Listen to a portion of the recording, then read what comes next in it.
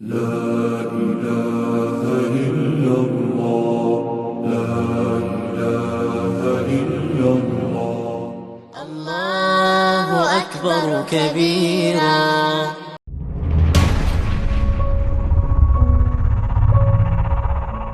आप सुन रहे हैं बाखबर संत रामपाल जी महाराज द्वारा लिखित पुस्तक मुसलमान नहीं समझे ज्ञान कुरान का, पेज नंबर 238। सत्संग के पश्चात सार शब्द लेने वालों को बुलाया गया।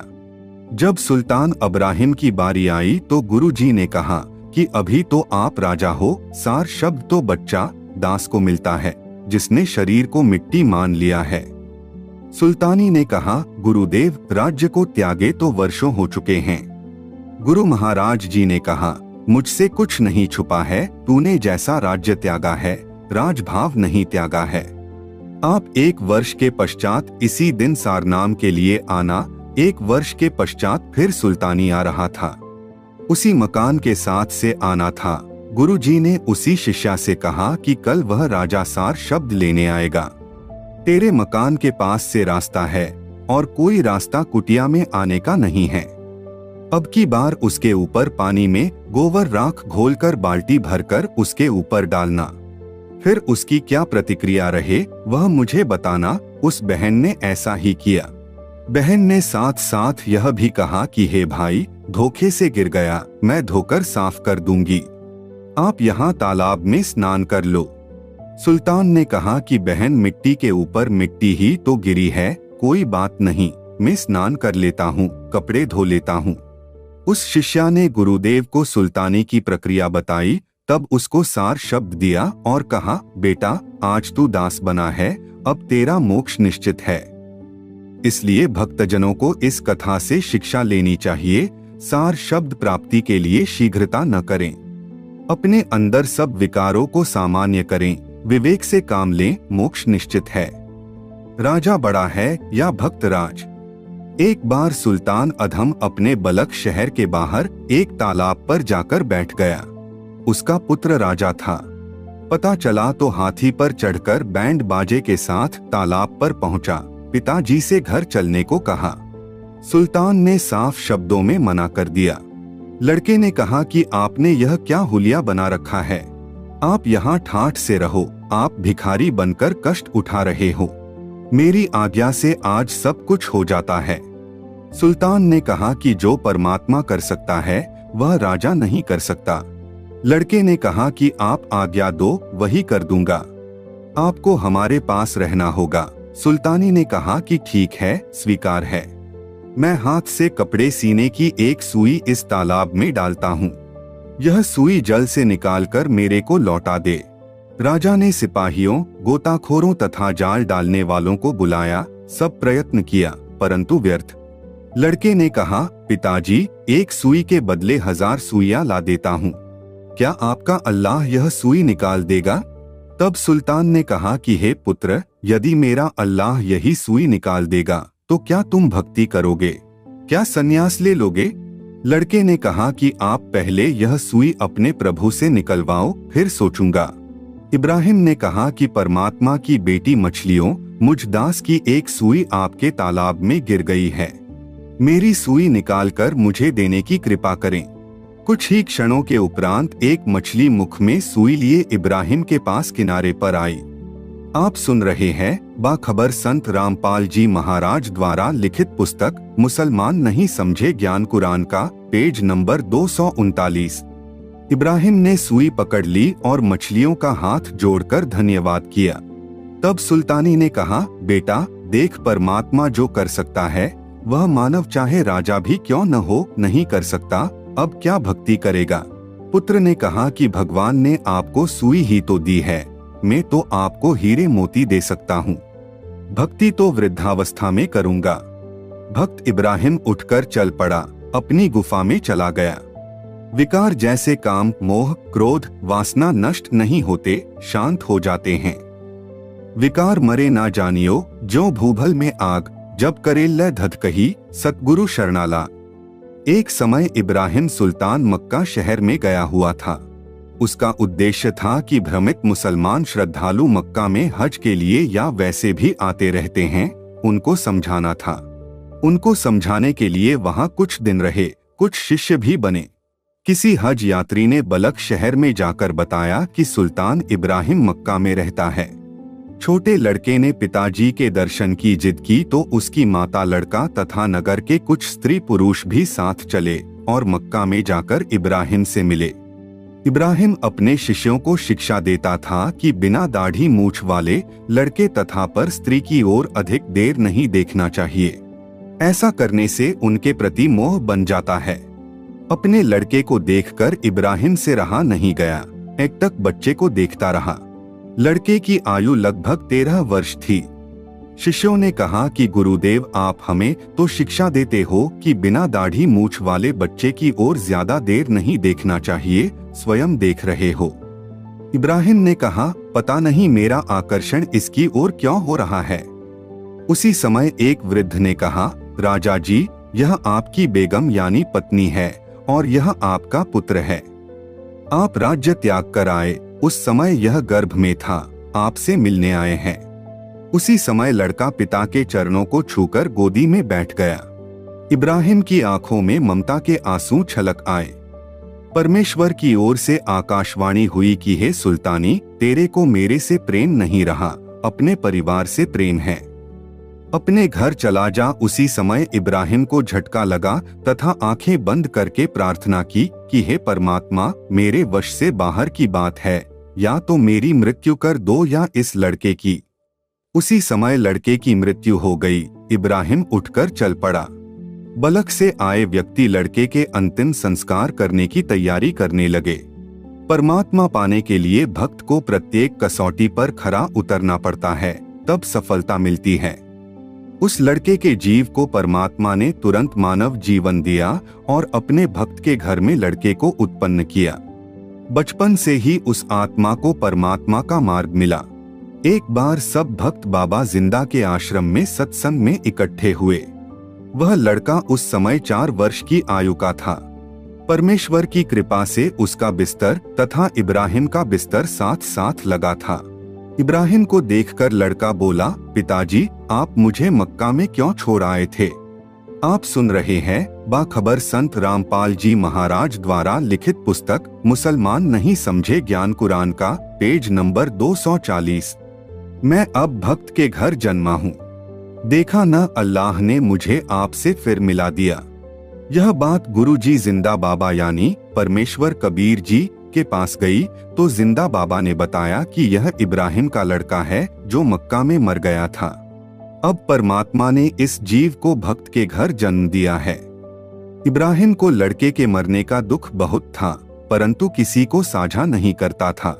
उस दिन उसने कहा, कृपा सागर तू अंतर्यामी है। आज मेरा कलेजा यानी दिल हल्का हो गया। मेरे मन में रह रहकर आ रहा था कि परमात्मा ने यह क्या किया। इसकी माँ घर पर किस मुंह से जाएगी। आज मेरी आत्मा पूर्ण रूप से शांत है। जिंदा बाबा ने उस लड़की पूर्व वाली माता यानी इब्राहिम की पत्नी को संदेश भिजवाया कि वह आश्रम आए। लड़के तथा उसके नए माता पिता तथा इब्राहिम को भी बुलाया। उस लड़के को पहले वाली माता से मिलाया। लड़का देखते ही बोला, अम्मा जान, आप मेरे को मक्का छोड़कर चली गई। वहां पर अल्लाह आए, देखो ये बैठे। जिंदा बाबा की ओर हाथ करके बोला और मेरे को साथ लेकर इनके घर छोड़ गए। मैं इस माई के पेट में चला गया, फिर मेरा जन्म हुआ। अब मैं दीक्षा ले चुका हूँ, प्रथम मंत्र का जाप करता हूँ। हे माताजी, आप भी गुरुजी से दीक्षा ले लो, कल्याण हो जाएगा। इब्राहिम की पत्नी ने दीक्षा ली और कहा कि इस लड़के को मेरे साथ भेज दो। परमेश्वर कबीर जी यानी जिंदा बाबा ने कहा कि यदि उस नरक में यानी राज की चकाचौंध में रखना होता तो इसकी मृत्यु क्यों होती। अब तो आप आश्रम आया करो और महीने में सत्संग में बच्चे के दर्शन कर जाया करो। इब्राहिम को उस लड़के में अपनापन नहीं लगा क्योंकि वह किसी अन्य के शरीर से जन्मा था, परंतु उसके भ्रम मन की मूर्खता का नाश हो गया। जो वह मन मन में कहा करता कि अल्लाह ने यह नहीं करना चाहिए था, अब उसे पता चला कि परमात्मा जो करता है अच्छा ही करता है, भले ही उस समय अपने को अच्छा न लगे। अल्लाह के सब जीव है, वह सबके हित की सोचता है। हम अपने अपने हित की सोचते हैं। रानी को भी उस लड़के में वह भाव नहीं था, परंतु आत्मा वही थी। इसलिए माता वाली ममता दिल में जागृत थी। इसलिए उसको देखकर शांति मिलती थी। यह कारण बनाकर परमेश्वर जी ने उस रानी का भी उद्धार किया और बालक का भी। भक्त तरवर यानी वृक्ष जैसे स्वभाव का होता है। एक बार एक समुद्री जहाज में एक सेठ व्यापार के लिए जा रहा था। उसके साथ रास्ते का खाना बनाने वाले तथा मजाक मस्करा करके दिल बहलाने वालों की पार्टी भी थी। लंबा सफर था, महीना भर लगना था। मजाकिया व्यक्तियों को एक ऐसे व्यक्ति की आवश्यकता थी जिसके ऊपर सब मजाक की नकल झाड़ सकें। खोज करने पर इब्राहिम को पाया और पकड़कर ले गए। सोचा कि इस भिखारी को रोटियां चाहिए, मिल जाएंगी। समुद्र में दूर जाने के पश्चात सेठ के लिए मनोरंजन का प्रोग्राम शुरू हुआ। इब्राहिम के ऊपर मजाक झाड़ रहे थे, कह रहे थे कि एक इस इब्राहिम जैसा मूर्ख था। वह वृक्ष की उसी डाली पर बैठा था जिसे काट रहा था, गिरकर मर गया। हाँ हाँ करके हंसते थे। इस प्रकार बहुत देर तक ऐसी अभद्र टिप्पणियां करते रहे। आप सुन रहे हैं बाखबर संत रामपाल जी महाराज द्वारा लिखित पुस्तक मुसलमान नहीं समझे ज्ञान कुरान का, पेज नंबर 241। इब्राहिम बहुत दुखी हुआ। सोचा कि महीनों का दुख हो गया, न भक्ति कर पाऊंगा, न चैन से रह पाऊंगा। उसी समय आकाशवाणी हुई कि हे भक्त इब्राहिम, यदि तू कहे तो इन मूर्खों को मार दूं, जहाज को डुबो दूं, तुझे बचा लूं, ये तेरे को तंग करते हैं। यह आकाशवाणी सुनकर जहाज के सब व्यक्ति भयभीत हो गए। इब्राहिम ने कहा, हे अल्लाह, यह कलंक मेरे माथे पर न लगा, ये बेखबर है। इतने व्यक्तियों के मारने के स्थान पर मुझे ही मार दे या इनको सद्बुद्धि दे दो, ये आपकी भक्ति करके अपने जीव का कल्याण कराएं। जहाज मालिक सहित सब यात्रियों ने इब्राहिम से क्षमा याचना की तथा परमात्मा का ज्ञान सुना आदर के साथ अपने साथ रखा। भक्ति करने के लिए जहाज में भिन्न स्थान दे दिया। इब्राहिम ने उन सबको सत्य ज्ञान समझाकर आश्रम में लाकर गुरुजी से दीक्षा दिलाई। इब्राहिम स्वयं दीक्षा दिया करता था। जब जिंदा बाबा यानी परमेश्वर कबीर जी को किसी ने इब्राहिम की उपस्थिति में बताया कि हे गुरुदेव, इब्राहिम दीक्षा देता है, तब परमेश्वर जी ने बताया कि हे भक्त, आप गलती कर रहे हो, आप अधिकारी नहीं हो। उस दिन के पश्चात इब्राहिम ने दीक्षा देनी बंद की तथा अपने सब शिष्यों को पुनः गुरुजी से उपदेश दिलाया, क्षमा याचना की, स्वयं भी अपना नाम शुद्ध करवाया, भविष्य में ऐसी गलती नहीं की। प्रश्न, इस बात का कहाँ प्रमाण है कि अलखिज्र रूप में अल्लाह कबीर ही लीला कर रहे थे? कबीर जी जुलाहा, काशी भारत वाले ही कादर अल्लाह है जिसने सब रचना की है।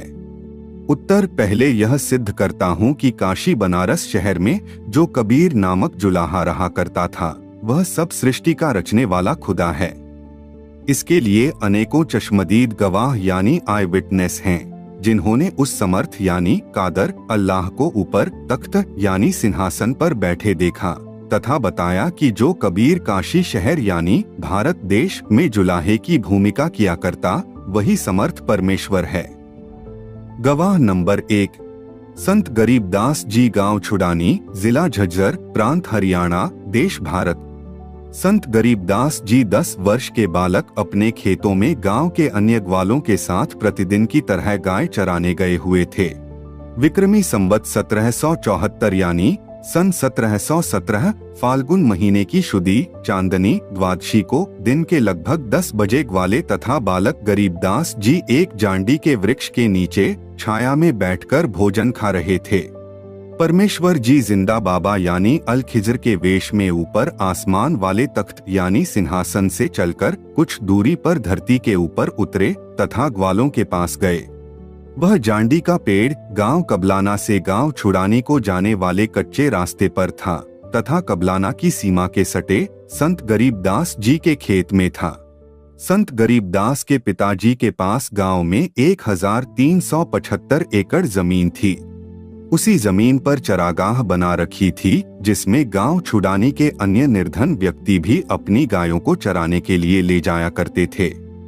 आप सुन रहे हैं बाखबर संत रामपाल जी महाराज द्वारा लिखित पुस्तक मुसलमान नहीं समझे ज्ञान कुरान का, पेज नंबर 242। बाबा जिंदा यानी साधु को देखकर बड़ी आयु के ग्वालों यानी पालियों में से एक ने कहा कि बाबा जी भोजन खाओ। साधु ने कहा, भोजन तो मैं अपने डेरे से खाकर आया हूँ। कई ग्वाले एक साथ बोले, यदि भोजन नहीं खाते तो दूध पी लो। परमेश्वर ने कहा कि दूध पिला दो, परंतु दूध उसका पिलाओ जिसको कभी बच्चा उत्पन्न न हुआ हो, यानी कवारी गाय का। पालियों ने उसे मजाक समझा। बालक गरीबदास जी उठे तथा एक अपनी प्रिय बछिया को लाए और बोले, हे बाबा जी, यह कवारी गाय दूध कैसे दे सकती है? तब बाबा जी ने कहा कि यह दूध देगी, तुम स्वच्छ बर्तन लेकर इसके थनों के नीचे रखो। संत गरीबदास जी ने एक मिट्टी का बर्तन यानी छोटा घड़ा 3-4 किलोग्राम की क्षमता का लिया और उसे हाथों से पकड़कर बछिया के थनों के नीचे करके बैठ गया। बाबा जिंदा यानी अल खिजर ने गाय की बछड़ी की पीठ के ऊपर हाथ से थपकी मारी।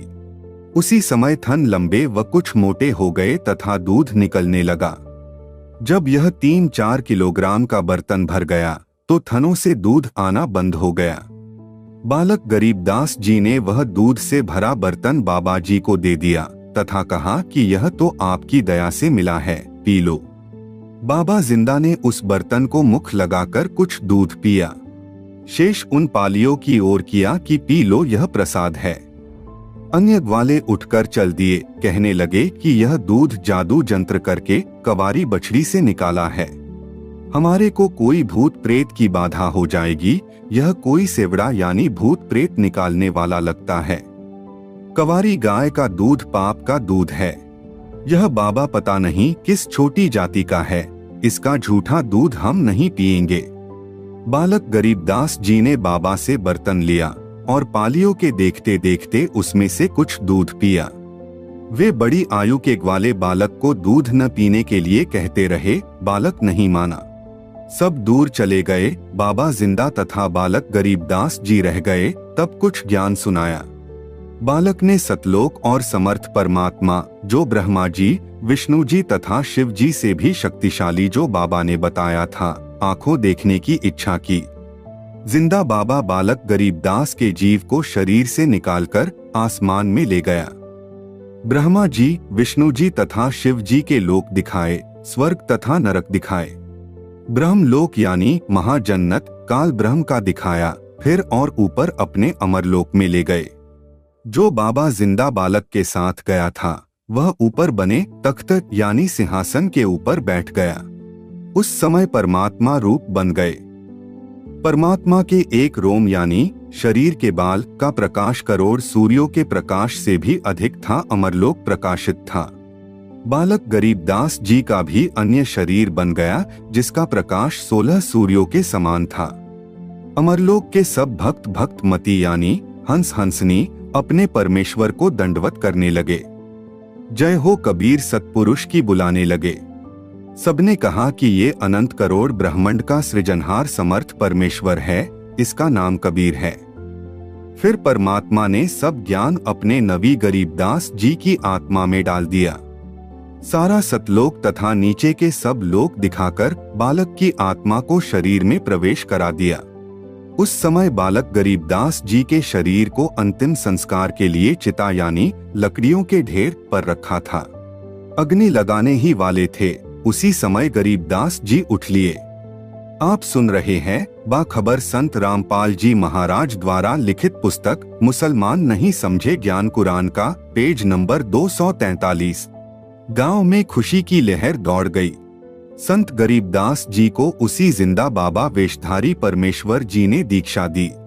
संत गरीबदास जी ने आंखों देखा तथा परमेश्वर के मुख कमल से सुना संपूर्ण अध्यात्म ज्ञान दोहों चौपाइयों शब्दों के रूप में बोला, जो एक दादू जी के पंथ से दीक्षित गोपाल दास नाम के महात्मा जी ने लिखा।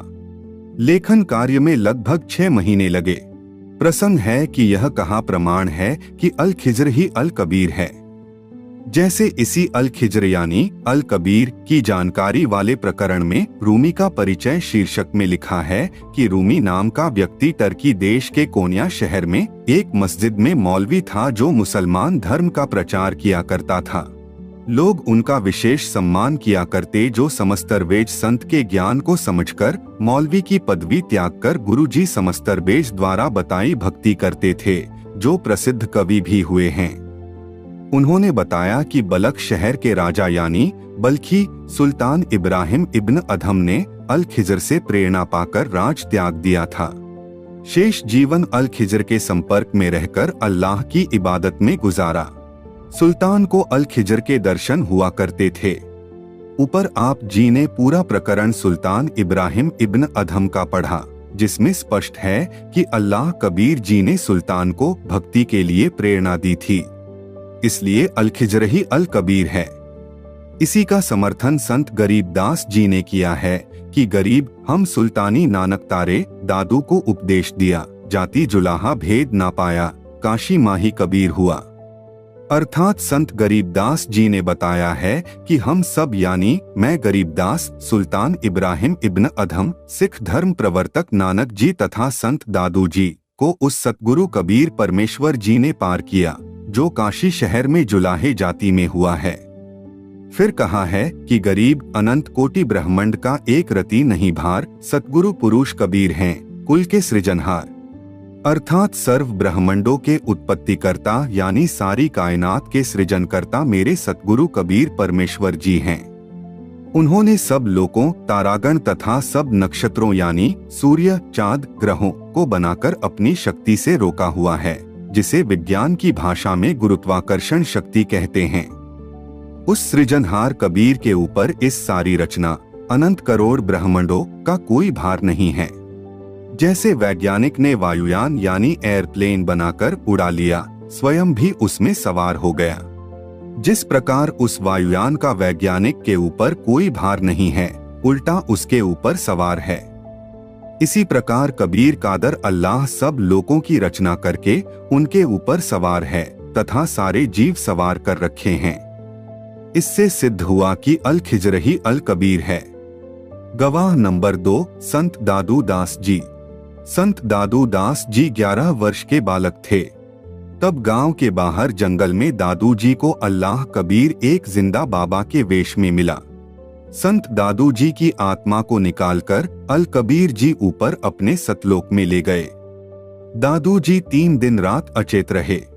ऊपर अपना तख्त यानी सिंहासन दिखाया, अपना परिचय करवाया कि मैं पूर्ण ब्रह्म यानी परमेश्वर हूँ, सारी सृष्टि मैंने रची है। आप सुन रहे हैं बाखबर संत रामपाल जी महाराज द्वारा लिखित पुस्तक मुसलमान नहीं समझे ज्ञान कुरान का, पेज नंबर 244। बालक दादू जी को अल्लाह कबीर जी ने सब ब्रह्मांडों की सैर करवाकर तीसरे दिन आत्मा शरीर में प्रवेश कर दी। संत दादू दास जी सचेत हो गए। तब लोगों ने पूछा कि आपको क्या हो गया था। दादू जी ने बताया कि मेरे को एक बाबा के वेश में अल्लाह कबीर मिले थे और मुझे दीक्षा दी, ऊपर आसमानों पर लेकर गए थे। दादू जी के साथ उस समय कुछ अन्य हम उम्र बच्चे भी थे। उन्होंने भी बताया था कि एक बाबा ने जंत्र मंत्र का जल बनाकर स्वयं पिया तथा पान के पत्ते को कटोरे रूप में बनाकर उसमें अपना झूठा पानी दादू को पिलाया था। फिर बाबा दिखाई नहीं दिया, दादू बालक बेहोश हो गया। संत गरीबदास जी ने अपनी वाणी में परमेश्वर कबीर जी से प्राप्त ज्ञान को इस प्रकार बताया है कि गरीब दादू को सतगुरु मिले, देई पान का पीक, बूढ़ा बाबा जिसे कहे यह दादू की नहीं सीख। अर्थात संत दादू जी को सतगुरु रूप में कबीर अल्लाह मिले थे, जो एक जिंदा बाबा के वेश में थे। उन्होंने दादू जी को पान के पत्ते के ऊपर अपने मुख से निकाला जल डालकर दीक्षा के समय पिलाया था। जो व्यक्ति यह कहते हैं कि दादू को वृद्ध बाबा मिला था, जो जंत्र तंत्र विद्या को जानने वाला था, यह दादू ने नहीं बताया। दादू जी ने उसके विषय में जो बताया है वह इस प्रकार है, जो दादू जी के द्वारा बोली वाणी से बने दादू ग्रंथ में लिखा है। वाणी जिन मोकू निज नाम दिया, सोई सतगुरु हमार, दादू दूसरा कोई नहीं, कबीर सिरजनहार। दादू नाम कबीर का सुनकर कांपे काल, नाम भरोसे जो चले होवे ना बाका बाल। कहरी नाम कबीर है, विषम काल गजराज, दादू भजन प्रताप से भागे सुनत आवाज। अर्थात दादू जी ने कहा है कि मेरे को जिसने निज नाम यानी भक्ति का यथार्थ मंत्र दिया वह मेरा सतगुरु है, उसका नाम कबीर है। यही कबीर सारी कायनात यानी सृष्टि का सृजनहार उत्पत्ति करता है। संत दादू जी ने कहा है कि कबीर नाम सुनते ही ज्योति निरंजन यानी काल कांपने लग जाता है। कबीर नाम इतना शक्तिशाली है, जो भक्त कबीर जी के बताए नाम पर पूर्ण विश्वास करके जीवन यात्रा करता है तो काल ब्रह्म उसका कुछ भी बिगाड़ नहीं कर सकता। संत दादू जी ने कबीर अल्लाह की समर्थता एक उदाहरण के माध्यम से बताई है कि काल भी बहुत ताकतवर है, परंतु कबीर अल्लाह के सामने वह भी कमजोर पड़ जाता है। काल गजराज यानी हाथियों के राजा के समान बलवान है। कबीर जी का भक्ति करने को दिया नाम भी बहुत शक्तिशाली है। वह कहरी यानी बब्बर, शेर यानी बिगेस्ट लायन के समान ताकतवर है। उस नाम का जाप यानी भजन करने से उस नाम रूपी कहरी की शक्ति के आगे काल टिक नहीं पाता, यानी नाम की सूक्ष्म दहाड़ यानी गाज सुनकर काल रूप गजराज भाग जाता है। संत दादू दास जी ने स्पष्ट कर दिया है कि कबीर ही सारी सृष्टि यानी कायनात को उत्पन्न करने वाला परमेश्वर है। आप सुन रहे हैं बाखबर संत रामपाल जी महाराज द्वारा लिखित पुस्तक मुसलमान नहीं समझे ज्ञान कुरान का, पेज नंबर 245। गवाह नंबर 3 संत धर्मदास जी, बांधवगढ़, मध्य प्रदेश, भारत वाले। हिंदू धर्म में जन्म होने के कारण धर्मदास जी हिंदू धर्म गुरुओं द्वारा बताए अधूरे ज्ञान के आधार से साधना किया करते थे। एक समय धर्म गुरुओं के बताए अनुसार तीर्थ भ्रमण करते हुए मथुरा श्री कृष्ण की नगरी में गए हुए थे। पत्थर व पीतल की देवी देवताओं श्री विष्णु, श्री शंकर व देवी आदि की मूर्तियों को थैले में डालकर साथ लिए हुए थे। सुबह तीर्थ में उस तालाब में श्री कृष्ण स्नान किया करते थे। उसमें स्नान करके मूर्तियों की पूजा करने लगा। उस समय कबीर अल्लाह भारत देश के काशी शहर में जुलाहे की भूमिका करने संसार में प्रकट थे, जो धर्मदास जी को सत्य मार्ग बताने हेतु मथुरा के उसी तालाब पर पहुँचे और सब क्रिया करते धर्मदास जी को देख रहे थे। धर्मदास जी ने मूर्तियों की उपासना के पश्चात श्रीमद्भगवत गीता का पाठ किया। खुदा कबीर धर्मदास जी की सब क्रियाओं को ध्यान से देख व सुन रहा था। धर्मदास जी अपनी दैनिक भक्ति की क्रियाओं से फारिग हुआ, तब परमेश्वर कबीर जी ने उससे ज्ञान चर्चा की। ज्ञान चर्चा का दौर कई दिनों तक चला। धर्मदास जी को भी अल्लाह कबीर जी अपने सतलोक में बने तख्त के पास लेकर गए। धर्मदास जी 3 दिन तक बेहोश रहे, ऊपर के सब लोक दिखाए, अपना सतलोक दिखाया। संपूर्ण अध्यात्म ज्ञान समझाकर पुनः शरीर में प्रवेश कर दिया। उसके पश्चात संत धर्मदास जी ने अपनी पहले वाली इबादत त्याग दी तथा अपने नबी स्वयं बनकर आए अल्लाह कबीर द्वारा बताई सच्ची इबादत की और पूर्ण मोक्ष प्राप्त किया। धर्मदास जी ने अल्लाह कबीर की महिमा में अनेकों वाणी बोली। आज मोहे दर्शन दियो जी कबीर, अमरलोक से चलकर आए काटन जम की जंजीर। हिंदू के तुम देव कहाए, मुसलमान के पीर। दोनों दीन का झगड़ा छिड़ गया, तोहा ना पाया शरीर। धर्मदास की अर्ज गुनसाई, खेवा लंघाइयों पर लेती। अर्थात धर्मदास जी ने सतलोक देखने के बाद माना कि काशी वाला जुलाहा कबीर सारी कायनात को उत्पन्न करने वाला कादर अल्लाह है। उनकी महिमा विस्तार के साथ बताई जो आंखों देखी थी। जब परमेश्वर कबीर जी भारत देश के गोरखपुर जिला उत्तर प्रदेश प्रांत के मगहर कस्बे से सशरीर सतलोक गए थे, उस समय उनके हिंदू राजा बीर सिंह जो काशी शहर के राजा थे तथा मुसलमान नवाब बिजली खान पठान जो मगहर कस्बे के नवाब थे, दोनों शिष्य थे। अनेकों हिंदू तथा मुसलमान मगहर, काशी तथा अनेकों स्थानों के व्यक्ति भी कबीर जी के शिष्य थे, जो संख्या में 64 लाख बताए हैं।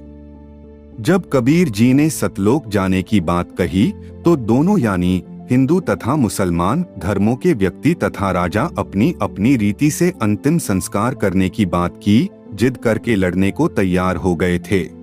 तब कबीर जी ने उनसे कहा कि आप लड़ाई नहीं करना, मैं एक चद्दर नीचे बिछाऊंगा, एक ऊपर ओढ़ूंगा।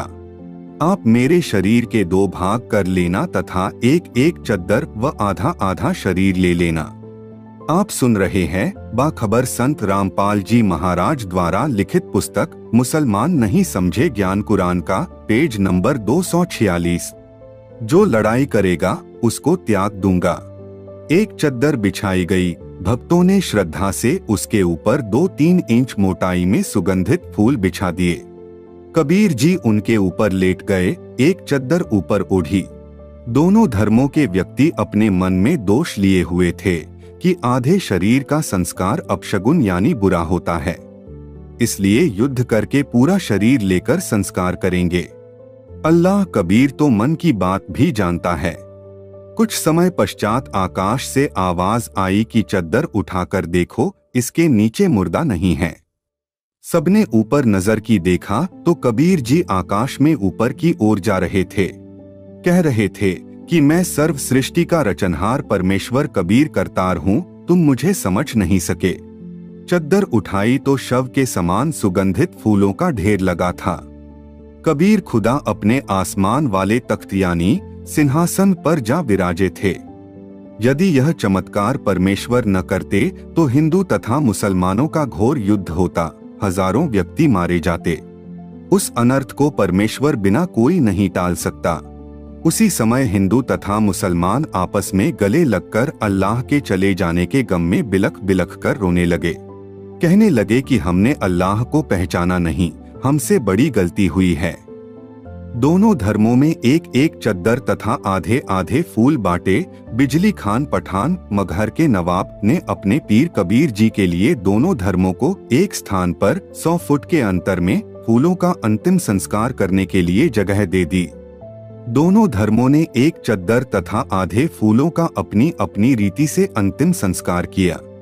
आज भी दोनों यादगार मगहर नगर, जिला संत कबीर नगर, उत्तर प्रदेश, भारत में विद्यमान हैं। बिजली खान पठान ने दोनों यादगारों के लिए 500 बीघा जमीन दान यानी ज़कात में दी थी। आप सुन रहे हैं बाखबर संत रामपाल जी महाराज द्वारा लिखित पुस्तक मुसलमान नहीं समझे ज्ञान कुरान का, पेज नंबर 247। जब परमेश्वर कबीर जी सबके बीच से चले गए तो इस वियोग में संत धर्मदास जी ने रोते हुए कहा था कि हे परमेश्वर कबीर जी, मुझे फिर से दर्शन दो। आप तो सतलोक से अपने तख्त यानी सिंहासन से चलकर पृथ्वी के ऊपर हमारे कर्म बंधन रूपी जंजीर काटने आए थे। दोनों धर्मों का झगड़ा होने जा रहा था। सबने अपनी अपनी सेना हथियारों सहित लड़ने को तैयार कर दी थी।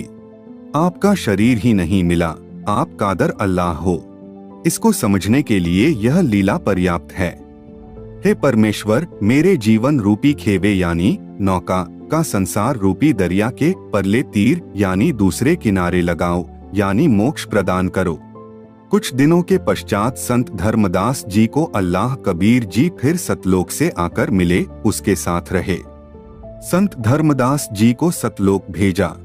इससे सिद्ध हुआ कि जो अल खिज्र रूप में हजरत मोहम्मद सल्लल्लाहु आदि को मिला था, वह अल कबीर ही सृष्टि का उत्पत्तिकर्ता खुदा है। गवाह नंबर 4 संत मलूक दास जी।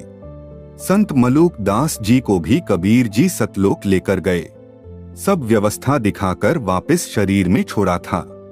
पहले मलूक दास जी श्री कृष्ण तथा श्री रामचंद्र यानी श्री विष्णु जी के परम भक्त थे। उसके पश्चात पहले वाली पूजा त्याग कर खुदा कबीर जी द्वारा बताई इबादत की, मोक्ष प्राप्त किया। संत मलूक दास जी ने कहा, जपोरे मन साहेब नाम कबीर, जपोरे मन परमेश्वर नाम कबीर। एक समय गुरु बंसी बजाई, कालंदरी के तीर, सुर नर मुनिजन थकत भये, रुक गया जमुना नीर। अमृत भोजन म्हारे सतगुरु जी में, शब्द दूध की खीर। दास मलूक सलूक कहत है, खोजो खसम कबीर। अर्थात संत मलूक दास जी ने स्पष्ट किया है कि परमात्मा कबीर जी का नाम जपा करो, उस खसम यानी सर्व के मालिक कबीर जी की खोज करो, उसे पहचानो, सत्य साधना करके सतलोक में कबीर खुदा के पास जाओ। जैसे श्री कृष्ण के विषय में बताया जाता है कि वे बांसुरी मधुर बजाते थे। उसको सुनकर गोपियां व गाय खिंची चली आती थी। मलूक दास ने बताया है कि एक समय मेरे सतगुरु कबीर जी ने कालंदरी यानी जमुना दरिया के किनारे बांसुरी बजाई थी, जिसको सुनकर स्वर्ग लोक के देवता, ऋषिजन तथा आसपास के गांव के व्यक्ति खिंचे चले आए थे। और क्या बताऊं, जमुना दरिया का जल भी रुक गया था। मेरे सतगुरु शब्द की खीर खाते हैं, यानी अमृत भोजन के साथ साथ अमर आनंद भी भोगते हैं। संत मलूक दास जी ने आंखों देखा बताया कि कबीर पूर्ण ब्रह्म यानी कादर अल्लाह है। गवाह नंबर 5 श्री नानक देव जी।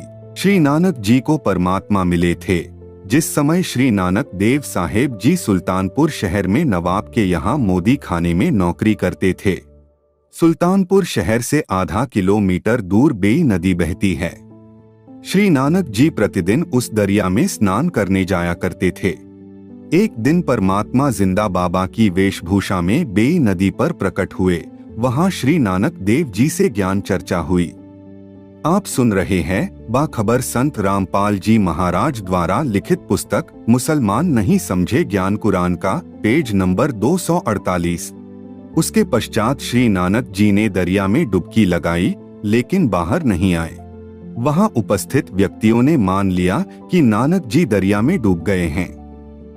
शहर के लोगों ने दरिया में जाल डालकर भी खोजा, परंतु निराशा ही हाथ लगी, क्योंकि श्री नानक देव जी तो जिंदा बाबा के रूप में प्रकट परमात्मा के साथ सच्चखंड यानी सत्यलोक में चले गए थे। 3 दिन के पश्चात श्री नानक देव जी वापस पृथ्वी पर आए। उसी बेई नदी के उसी किनारे पर खड़े हो गए जहां से अंतर्ध्यान हुए थे। श्री नानक जी को जीवित देखकर सुल्तानपुर के निवासियों की खुशी का ठिकाना नहीं था। श्री नानक जी की बहन नानकी भी सुल्तानपुर शहर में विवाही थी। अपनी बहन के पास श्री नानक जी रहा करते थे। अपने भाई की मौत के गम से दुखी बहन नानकी को बड़ा आश्चर्य हुआ और गम खुशी में बदल गया। श्री नानक देव को परमात्मा मिले, सच्चा ज्ञान मिला, सच्चा नाम यानी सत्य नाम मिला। पुस्तक भाई बाले वाली जन्म साखी गुरु नानक देव जी में तथा प्राण संगली हिंदी लिपि वाली में, जिसके संपादक संत संपूर्ण सिंह है। इन दोनों पुस्तकों में प्रमाण है कि श्री गुरु नानक देव जी ने स्वयं मर्दाना को बताया कि मुझे परमात्मा जिंदा बाबा के रूप में बेई नदी पर मिले जब मैं स्नान करने के लिए गया। मैं 3 दिन तक उन्हीं के साथ रहा था। वह बाबा जिंदा मेरा सतगुरु भी है तथा वह सर्व सृष्टि का रचनहार भी है, इसलिए वही बाबा कहलाने का अधिकारी है। अन्य को बाबा नहीं कहा जाना चाहिए, उसका नाम कबीर है। कायम दायका कुदरती सब पीरन सिर पीर आलम बड़ा कबीर। इसलिए श्री नानक जी की वाणी महिला एक है, यह सूक्ष्म वेद से मेल खाती है, यह सही है। अन्य संतों की वाणी इतनी सटीक नहीं है। कारण यह है कि श्री नानक देव जी को परमात्मा कबीर जी मिले थे। प्रमाण श्री गुरु ग्रंथ साहिब में पृष्ठ 24 पर लिखी वाणी।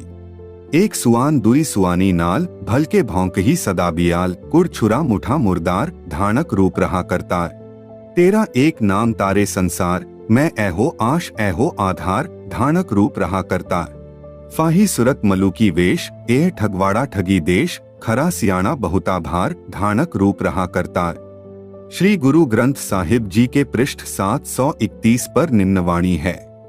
नीच जाति परदेशी मेरा क्षण आवे क्षण जावे जाकी संगत नानक रहंदा क्योंकर मुंडा पावे। पृष्ठ 721 पर निम्नवाणी लिखी है।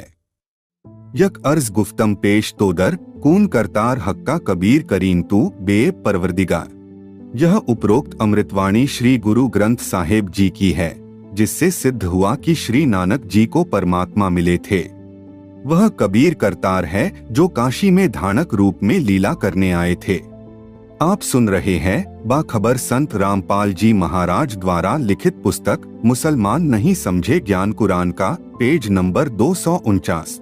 उपरोक्त प्रमाणों से स्पष्ट हुआ है कि कबीर जुलाहा काशी भारत वाला सबका उत्पत्ति करने वाला, सबका धारण पोषण करने वाला समर्थ परमात्मा है। वही अल खिजर के वेश में अच्छी आत्माओं को मिला था। वह ऐसे अन्य वेश बनाकर नेक आत्माओं को भी भक्ति की उत्तम विधि का ज्ञान करवाता है। ऊपर जो सुल्तान इब्राहिम इब्न अधम के प्रकरण से भी स्पष्ट है कि अल खिजरही कबीर अल्लाह है। नंबर 8, रूमी का परिचय। रूमी विश्व के जाने माने कवि है और कबीर साहिब के बाद दूसरा नंबर रूमी का आता है। पश्चिमी देशों में रूमी काफी मशहूर है। रूमी की कविताएं अमेरिका में सबसे ज्यादा बिकती हैं।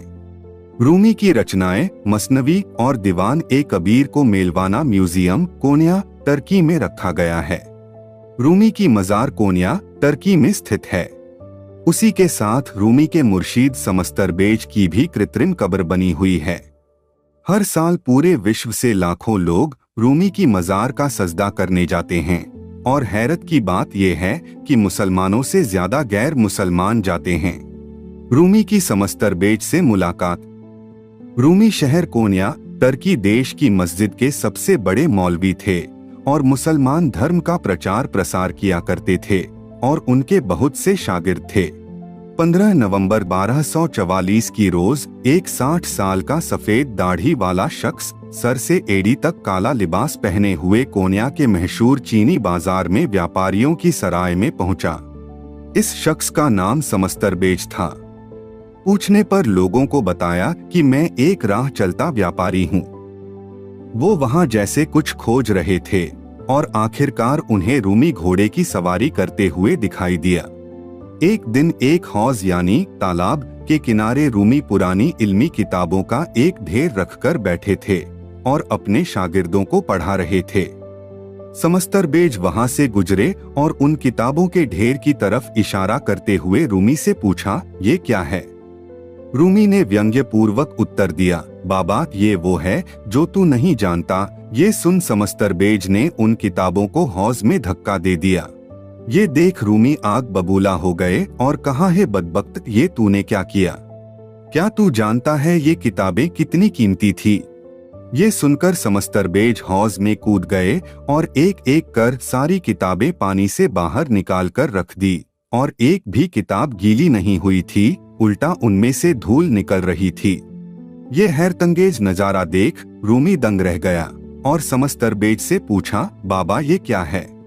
समस्तरबेज ने उत्तर दिया, ये वो है जो तू नहीं जानता, और वहां से चले गए। अगले दिन रूमी अपने घोड़े पर सवार होकर बाजार में पहुंचे। वहां लोग आदर सत्कार में उनका हाथ चूम रहे थे। तब अचानक समस्तरबेज वहां पहुंचे और रूमी के घोड़े की लगाम पकड़ ली। आप सुन रहे हैं बाखबर संत रामपाल जी महाराज द्वारा लिखित पुस्तक मुसलमान नहीं समझे ज्ञान कुरान का, पेज नंबर 250। रूमी पहचान गया कि ये तो वही बाबा है। रूमी भी उनसे मिलना चाह रहे थे। बाबा ने कहा कि रूमी, एक मसला है, मुझे ये बताओ कि मोहम्मद बड़ा या बायाजिद बस्तामी बड़ा? इंटरनेट पर ऐसा विवरण मिलता है कि मंसूर अल हल्लाज, जिसने अनल हक का नारा लगाया था, बायाजिद बस्तामी उनके जीवन को प्रभावित करने वालों में से एक हैं। रूमी ने कहा, ये तो बच्चा भी जानता है, मोहम्मद बड़ा है। बाबा ने कहा, अगर मोहम्मद बड़ा है तो उसने ये क्यों कहा कि हे अल्लाह, मैं तुझे नहीं जानता, तू कौन है? और बायाजिद बस्तामी ने ये क्यों कहा कि हे अल्लाह, तू पाक है, तू बादशाहों का बादशाह है और तेरी बड़ी शान है। दोनों के बीच काफी लंबी चर्चा होती है और बाबा के तर्क सुनकर रूमी बेहोश होकर घोड़े से नीचे गिर पड़ता है। रूमी की आंखें खुली तो अपना सिर बाबा की गोद में पाया। बाबा रूमी को लेकर शहर से दूर चले जाते हैं। इसके बाद समस्तरबेज कोन्या से गायब हो जाते हैं। रूमी उनकी याद में पागल सा हो जाता है और बाबा की खोज में भटकने लगता है। एक वर्ष बाद रूमी को किसी से पता लगता है कि समस्तरबेज को दमास्कस, आज सीरिया देश का एक शहर में देखा गया है। रूमी अपने बड़े लड़के से कहता है कि घर में जो सोना, चांदी, गहने, पैसा पड़ा है, सब ले जा और बाबा को यहाँ ले आओ। रूमी का बड़ा लड़का दमास्कस पहुंचकर समस्तरबेज के नाम पर भंडारा खोल देता है और देखता है कि कुछ दूरी पर बाबा एक लड़के के साथ शतरंज खेल रहे हैं। रूमी का लड़का बाबा से विनती करके उन्हें घोड़े पर बैठाकर कोन्या ले आता है। रूमी कहता है कि बाबा आप क्यों गायब हो गए थे? आपने मेरे साथ ऐसे क्यों किया? मैं 1 साल से आपकी याद में तड़फ रहा था। बाबा कहते हैं अगर मैं गायब ना होता तो तेरे दिल में आज ये आग ना होती। बाबा रूमी को इल्म देते हैं, जिसे पाने के बाद रूमी अपनी पारंपरिक पूजा पाठ छोड़ देता है। ये देख रूमी के शागिर्द समस्तरबेज से ईर्ष्या करने लगते हैं। एक रोज रूमी अपने मुर्शीद समस्तरबेज के साथ अपनी कुटिया में बैठे थे। तब रूमी का छोटा लड़का व कुछ शागिर्द समस्तरबेज के कत्ल के इरादे से वहां पहुंच जाते हैं और समस्तरबेज को आवाज लगाते हैं। समस्तरबेज रूमी से कहते हैं कि बस अब मेरा जाने का वक्त आ गया है। शागिर्द जैसे ही उनको मारने के लिए तलवार उठाते हैं, समस्तरबेज अदृश्य हो जाते हैं। मंशूर अली का उद्धार कबीर जी ने किया। परमात्मा कबीर जी अपने सिद्धांत अनुसार एक अच्छी आत्मा समस्तरबेज मुसलमान को जिंदा बाबा के रूप में मिले थे। उन्हें अल्लाहु अकबर यानी कबीर परमात्मा अपने विषय में समझाया, सतलोक दिखाया, वापस छोड़ा। उसके पश्चात कबीर परमात्मा यानी जिंदा बाबा नहीं मिले। उसे केवल एक मंत्र दिया, अनल हक, जिसका अर्थ मुसलमान गलत करते थे कि मैं वही हूँ यानी मैं अल्लाह हूँ, अर्थात जीव ही ब्रह्म है। वह यथार्थ मंत्र सोहम है। आप सुन रहे हैं बाखबर संत रामपाल जी महाराज द्वारा लिखित पुस्तक मुसलमान नहीं समझे ज्ञान कुरान का, पेज नंबर 251। इसका कोई अर्थ करके स्मरण नहीं करना होता। इसको परब्रह्म यानी अक्षर पुरुष का वशीकरण मंत्र मानकर जाप करना होता है। समस्तरबेज परमात्मा के दिए मंत्र का नाम जाप करता था। उसका आश्रम बगदाद, वर्तमान में इराक देश की राजधानी, शहर के बाहर वणी में था। एक स्थान पर ऐसा भी लिखा है कि परमेश्वर कबीर जी ने समस्तरबेज को प्रेरणा करके दूर भेज दिया। स्वयं समस्तरबेज का वेश बनाकर उसी असली समस्तरबेज वाले आश्रम में रहने लगे। फिर मुल्तान शहर में उस लीला के अंत में समस्तरबेज को मुल्तान शहर में भेजा।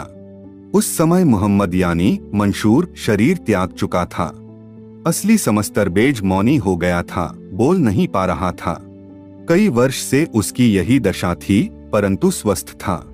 कबीर परमेश्वर जी ने भी जानबूझकर मुल्तान में कई दिनों से मौन धारण कर रखा था।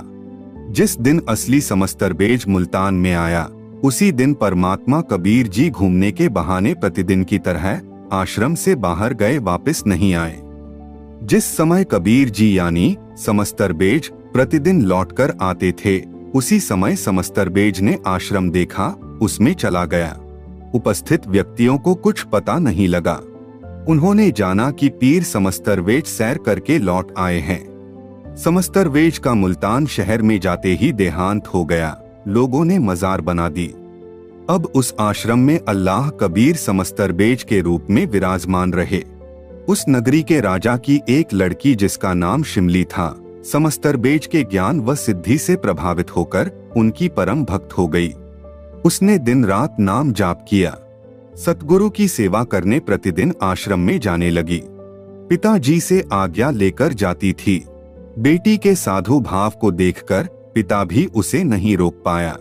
वह प्रतिदिन सुबह तथा शाम सतगुरु जी का भोजन स्वयं बनाकर ले जाया करती थी। किसी व्यक्ति ने मंशूर अली से कहा कि आपकी बहन शिमली शाम के समय आश्रम में अकेली जाती है, यह शोभा नहीं देता। नगर में आलोचना हो रही है। एक शाम को जब शिमली बहन संत जी का खाना लेकर आश्रम में गई तो भाई मंशूर गुप्त रूप से पीछे पीछे आश्रम तक गया। दीवार के सुराख से अंदर की गतिविधि देखने लगा। लड़की ने संत को भोजन खिलाया। फिर संत जी ने ज्ञान सुनाया। मंशूर भी ज्ञान सुन रहा था। वह जानना चाहता था कि ये दोनों क्या बातें करते हैं, क्या गतिविधि करेंगे। प्रत्येक क्रिया जो शिमली तथा संत समस्तरबेज कर रहे थे तथा जो बातें कर रहे थे, ध्यानपूर्वक सुन रहा था। अन्य दिन तो आधा घंटा सत्संग करता था, उस दिन 2 घंटे सत्संग किया। मंसूर ने भी प्रत्येक वचन ध्यानपूर्वक सुना। वह तो दोष देखना चाहता था, परंतु उस तत्व ज्ञान को सुनकर कृतार्थ हो गया। परमात्मा की भक्ति अनिवार्य है। अल्लाह साकार है, कबीर है, ऊपर के आसमान में विराजमान है। पृथ्वी के ऊपर भी मानव शरीर में प्रकट होता है। आप सुन रहे हैं बाखबर संत रामपाल जी महाराज द्वारा लिखित पुस्तक मुसलमान नहीं समझे ज्ञान कुरान का, पेज नंबर 252। सत्संग के बाद संत समस्तरबेज तथा बहन शिमली ने दोनों हाथ सामने करके परमात्मा से प्रसाद मांगा। आसमान से 2 कटोरे आए, दोनों हाथों में आकर टिक गए। समस्तरबेज ने उस दिन आधा अमृत पिया, शिमली बहन सब पी गई। समस्तरबेज ने कहा कि बेटी, यह शेष मेरा अमृत प्रसाद आश्रम से बाहर खड़े कुत्ते को पिला दे, उसका अंतःकरण पाप से भरा है, उसका दिल साफ हो जाएगा। शिमली गुरुजी वाले शेष बचे प्रसाद को लेकर दीवार की ओर गई। गुरुजी ने कहा कि इस सुराख से फेंक दे, बाहर जाएगी तो कुत्ता भाग जाएगा। लड़की ने तो गुरुजी के प्रत्येक वचन का पालन करना था। शिमली ने उस सुराख से अमृत फेंक दिया जिसमें से मंसूर जासूसी कर रहा था। मंसूर का मुख कुछ स्वाभाविक खुला था, उसमें सारा अमृत चला गया। मंसूर का अंतःकरण साफ हो गया। उसकी लगन सतगुरु से मिलने की प्रबल हो गई। वह आश्रम के द्वार पर आया। शिमली ने पहचान लिया। वह डर गई, बोली नहीं। मंसूर सीधा गुरु समस्तरबेज के चरणों में गिर गया। अपने मन के पाप को बताया, अपने उद्धार की भीख मांगी। समस्तरबेज ने दीक्षा दे दी। मंसूर प्रतिदिन आश्रम में जाने लगा। अनल हक मंत्र को बोल बोलकर जाप करने लगा। मुसलमान समाज ने विरोध किया, कहा कि मंसूर काफिर हो गया। परमात्मा को मानुष जैसा बताता है, ऐसा कहता है कि पृथ्वी पर आता है परमात्मा। अनल हक का अर्थ गलत करके कहते थे कि मंसूर अपने को अल्लाह कहता है, इसे जिंदा जलाया जाए या अनल हक कहना बंद कराया जाए। मंसूर राजा का लड़का था, इसलिए किसी की हिम्मत नहीं हो रही थी कि मंसूर को मार दे। यदि कोई सामान्य व्यक्ति होता तो कब का राम नाम सत कर देते। नगर के हजारों व्यक्ति राजा के पास गए। राजा को मंसूर की गलती बताई। राजा ने सबके सामने मंसूर को समझाया, परंतु वह अनल हक का जाप करता रहा। उपस्थित व्यक्तियों से राजा ने कहा कि जनता बताए कि मंसूर को क्या दंड दिया जाए। जनता ने कहा कि मंसूर को चौराहे पर बांधकर रखा जाए। नगर का प्रत्येक व्यक्ति एक एक पत्थर जो लगभग आधा किलोग्राम का हो मंसूर को मारे तथा कहे कि छोड़ दे काफिर भाषा। यदि मंसूर अनल हक कहे तो पत्थर मारे आगे चला जाए। दूसरा भी यही कहे, तंग आकर मंसूर अनल हक कहना त्याग देगा। नगर के सारे नागरिक एक एक पत्थर लेकर पंक्ति बनाकर खड़े हो गए। उन नागरिकों में भक्तमती शिमली भी पंक्ति में खड़ी थी। उसने पत्थर एक हाथ में उठा रखा था तथा दूसरे हाथ में फूल ले रखा था।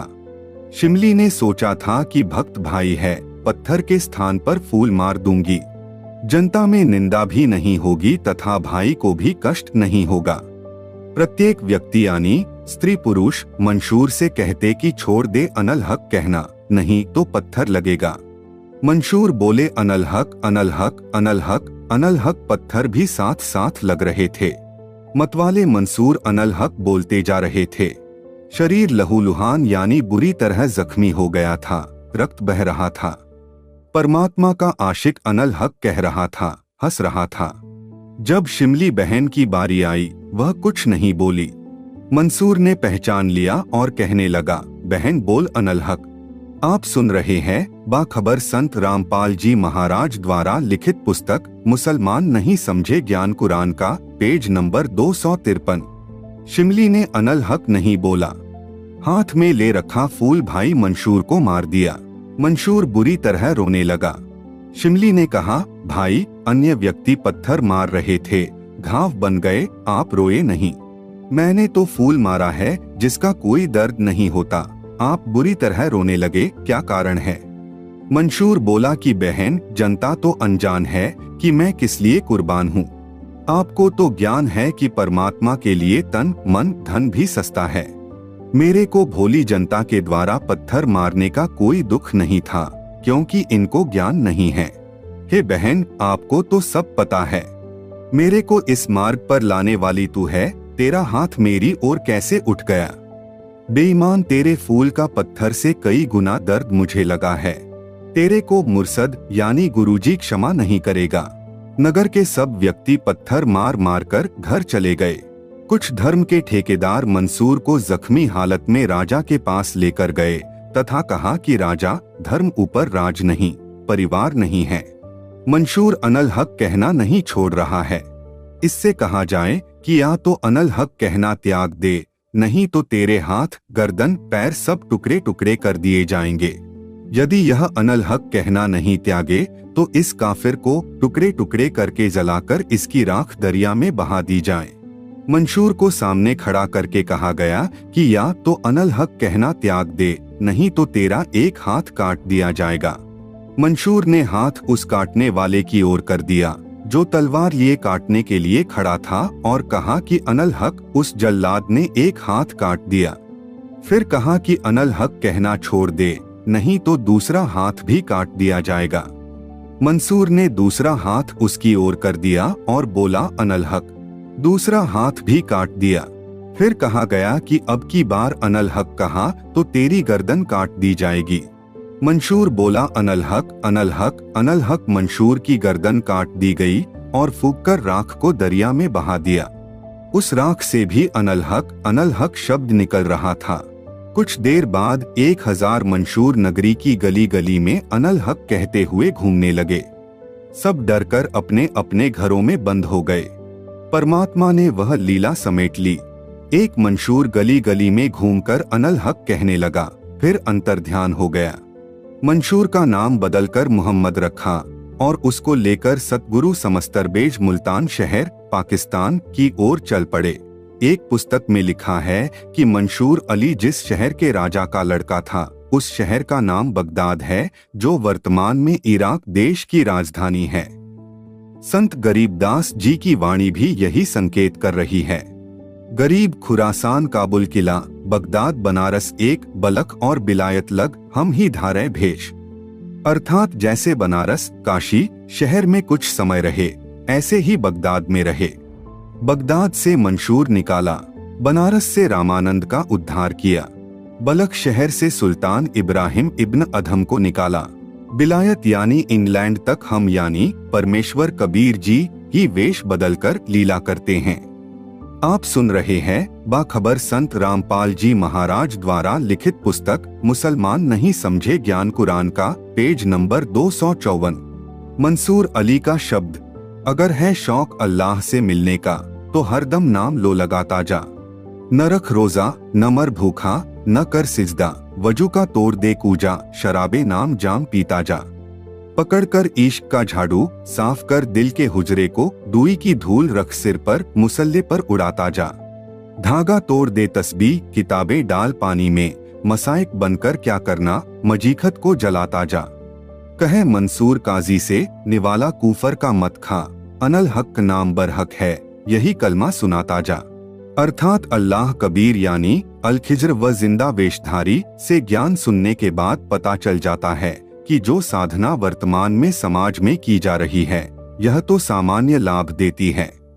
मोक्ष तो सूक्ष्म वेद के ज्ञान में बताई इबादत से ही संभव है, जिस कारण से परंपरागत इबादत यानी पूजा छोड़कर सत्य भक्ति करनी होती है, जो समाज के अन्य लोगों को अच्छा नहीं लगता।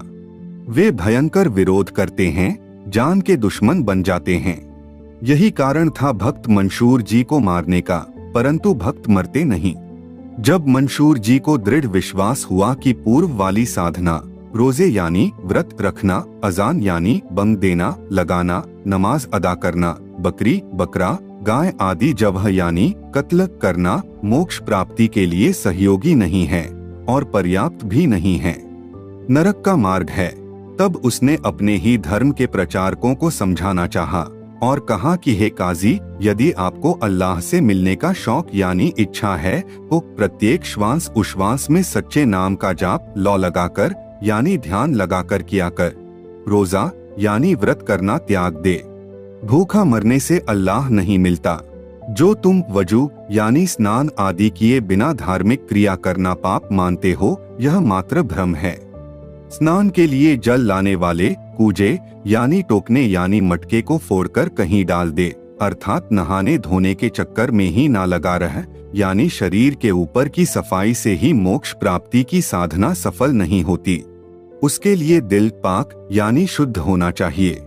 नाम जाप करने का नशा कर यानी नाम जाप वाली शराब पिया कर का नशा कर। अल्लाह से गहरा प्रेम यानी इश्क कर। इस इश्क यानी प्रेम की झाड़ू से दिल का मैल यानी दोष साफ कर। दुई यानी ईर्ष्या का नाश कर। सच्चा भक्त बन जो माला ले रखी है, यथार्थ नाम की साधना नहीं कर रहा है। इस माला यानी तस्बीह को तोड़ दे। जो तुम किताबों कुरान मजीद, जबूर, तौरेत, इंजिल को पढ़ते हो, इसी से मोक्ष होना मानते हो, यह तुम्हारी धारणा गलत है। इसलिए कहा है कि इन किताबों को जल प्रवाह कर दो। प्रभु प्राप्ति के लिए अहंकार को जला दे यानी अभिमान करना त्याग दे। मंशूर जी ने काजी से कहा कि जीव हिंसा, गाय बकरा आदि को मारना करना त्याग दे। यह कुफर यानी पाप न कर। अनल हक नाम सच्चा मोक्ष मंत्र है, यही कलमा पढ़। रूमी को अल्लाह कबीर समस्तरबेज के वेश में मिले थे। जो मंशूर अली को मिले वे समस्तरबेज मुसलमान सूफी संत थे।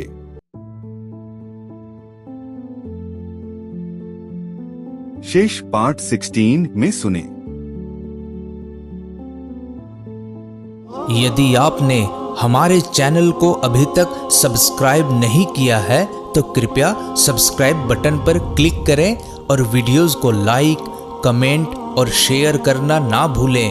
आप हमें अन्य सोशल मीडिया पर भी फॉलो कर सकते हैं। मुसलमान धर्म से संबंधित अधिक जानकारी के लिए पढ़ें बाखबर संत रामपाल जी महाराज द्वारा लिखित पुस्तक मुसलमान नहीं समझे ज्ञान कुरान। पुस्तक को अभी प्राप्त करने के लिए नीचे दिए गए नंबरों पर संपर्क करें।